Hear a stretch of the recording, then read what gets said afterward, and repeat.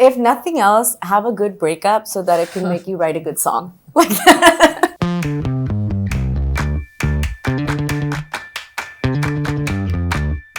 So firstly, I have to tell you that I think on the 2.1 crore views that you have on Piya Tose on YouTube, I think 1 crore are mine because that's how much I love that song. I think it's one of your best works. I'm so happy that you enjoyed my rendition of that song. It's a classic. It's beautiful how you lend this contemporary take to a lot of, old songs, which is, I think, very signature you. Oh my God, I'm so happy that you said that. And I can't help but notice that you're a total fashion girl. Where does this come from? Where does this love for fashion come from? I think it was like a late thing in my life. I grew up kind of not caring about fashion at all. When I was younger, I think there was this insecurity. I used to think that if I care too much about how I look, people will think I'm using it as a distraction from not being good at what I do. I think I had this paranoia. So I think being raised in a house where my parents were very like strict about school and like, working hard and all of that, I think that's where it stemmed from, like not having any interest. But then later I started to allow myself to celebrate fashion more and use it as a tool to express myself. And I think that's what it is for all of us. So, they say that rejection is redirection. And with you not making the cut during Canadian Idol, how do you think that worked out for you? The world knows, but what went on in your mind? I actually kind of wish that that episode aired. It never aired. This is something that people know because I've told them, but it was nerve-wracking. I think I was like on the lowest end of the age that you're allowed to apply for to audition, and I think I was like 16. So it was a scary time, and it's like that time in your life you're very easily like malleable, and people's opinions can really affect you. And I think luckily I kind of took the rejection in my stride instead of letting it depress me, although I did cry, of course. Yeah. Yeah, but it was kind of like a reality check also, because I kept thinking that everyone's gonna see my versatility as a good thing the way I do. But that day I found out that some people don't see it that way, but I have to learn to accept that, and it's okay. What do you think was your breakthrough song? I would say there's two. One is Kahan Hu Main, because it's my first film song for Rahman sir, which was in a film called Highway.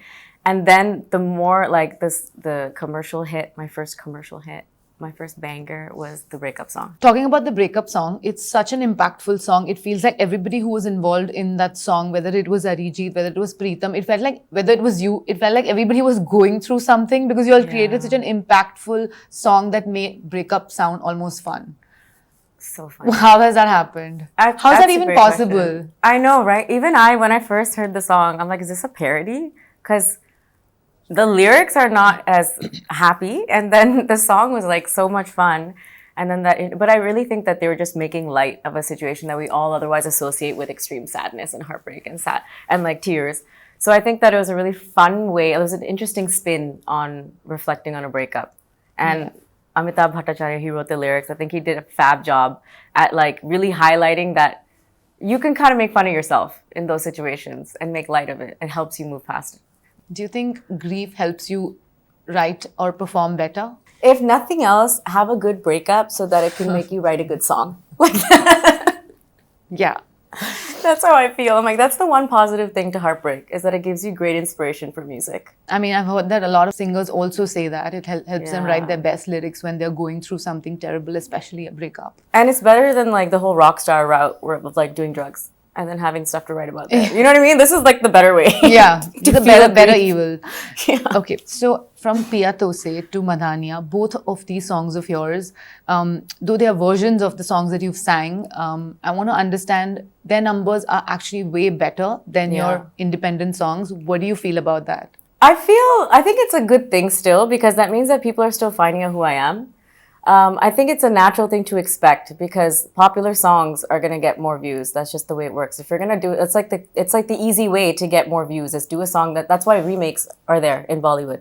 You take a song that's already a smash hit and do a version of it, and people are going to be like, oh, like nostalgia. And that's what you're playing on. And it's part of the game. So I think it was an intentional way to get exposure. And so like it still makes me happy that it does bring me those views. It does bring me the attention of people across the world who otherwise may not have ever discovered me. And then in a lot of cases, it directs them to new music. So that's a win-win.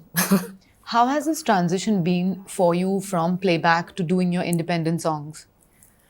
It's been really adventurous, I would say. I mean, it comes with a lot of ups and downs because I feel like I was so rooted in being a playback singer that now it's like my whole world is changing. So it's really exciting, but it's really scary. And like fear is a really big factor now, which I'm trying to kind of curb. Is it though because you actually started singing in your bedroom first and it Yeah. became like a hit from there? So do these things even scare you? The fear is failure. So now because I've seen the numbers, I've seen like the success of my Bollywood hits. Now you have this like hidden expectation somewhere of like when you put out your own music, I want that much love. I want that many people to like listen and I want the streams to be great. And it's not a realistic goal because when you break down what goes into making a song a hit, there's so many factors in play. And when you're releasing your own music, it's not the same always. You don't have the same support, you don't have the same machinery behind the song. You don't have the same budgets. Like, you know what I mean? It's very real. Yeah, And it's just yeah. like, again, it's like a reality check. And it's a beautiful process because like now even 5 people listening to my music feels way more rewarding than 5 million listening to a playback song. Wow. Okay. So- You know, in a recent interview, you said that numbers are misleading and they don't really matter. On your own YouTube, you have like 1.3 million followers. I want to understand, do you take them seriously or it doesn't matter? The fact that I actually don't know what how many followers I'll take your word for it. Yeah. It's not that It's it doesn't 1.19 million followers on your YouTube. Okay, cool. Let's get that number up, team. I'm joking. No, so numbers do matter. It's not that they don't, but the fact that I don't check, it's like a mental health thing for me. It's like there's no point in checking. Also, a lot of the numbers out there are misleading because they're fake. So I think like having good measures of success that are kind of like baby step attainable goals is smarter than like looking at holistic like number of views and stuff like that. That's why I've stopped. How important is it for Indian artists to be performance artists as well as great singers? I think it's person to person dependent. For me, it's extremely important. I've grown up a performer. I've grown up like essentially wanting to be Madhuri Dixit, like dancing in front of a fan, so my hair is blowing and my clothes are blowing and all that. So like for me, it's been part of the You're dream. a Yash Raj actor in your head. I am a girl. I'm an NRI girl. This is what I'm like the target market for Karan Johar films. That's me. Yeah. For me, definitely, I grew up with like the dream in mind of being like a Beyonce or, you know, or being the triple threat, someone who can sing, dance, act, perform. It's been a big part of my life since the beginning. And therefore, for me now also, I'm always trying to see how better to reach my audiences, how better to entertain people, how better to like send the messaging of the song or express myself by using all these different things as tools. Some artists really lean in, some artists don't. I think it's person to person. You've worked with the biggest composers, whether it's Rahman, Sachin and Jigar, Preetham. Is the hype of working with such incredible talent worth going through that drudgery of reaching there? What I'm even capable of in terms of playing roles with my voice. And I think that part of me I learned when I was in studio with people like that. And so I would still say overall that it's worth the hype. It's just like, it's not that glamorous. Who's the more relaxed one and who's the taskmaster? You know, I think Dada, like Pritam Da, is the more sometimes frantic one out of the lot.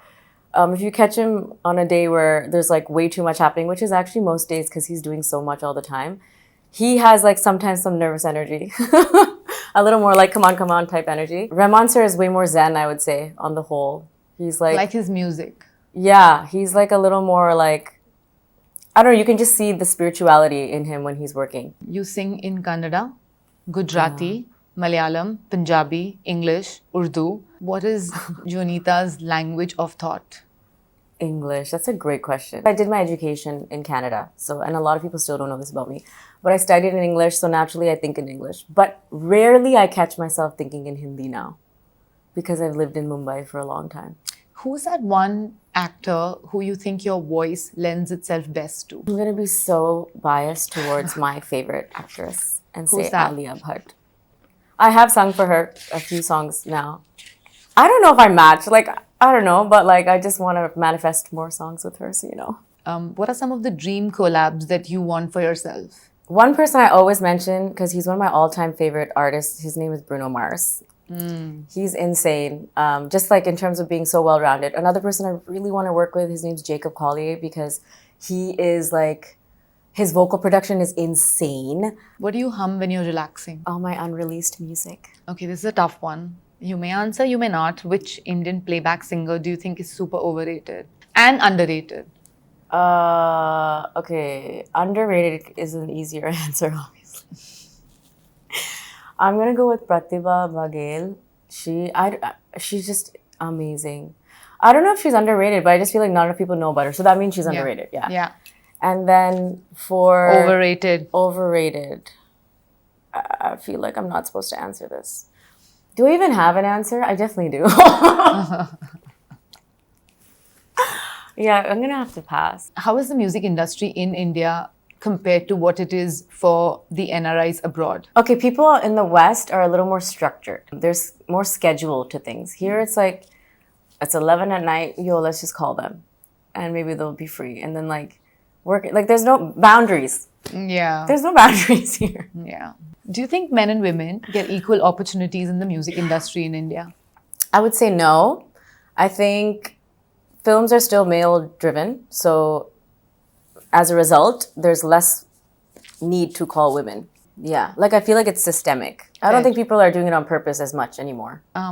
What's coming up for you? So I literally am in the middle of like writing camps for my new music. So I've written a lot. I've worked on a lot. I love a lot of the stuff. But now I'm just like finding the balance of what I love and what the team loves and what the strategy is, all that stuff that I hate. But like thinking about the strategy and like business wise, what's going to work. Is there a big film coming up?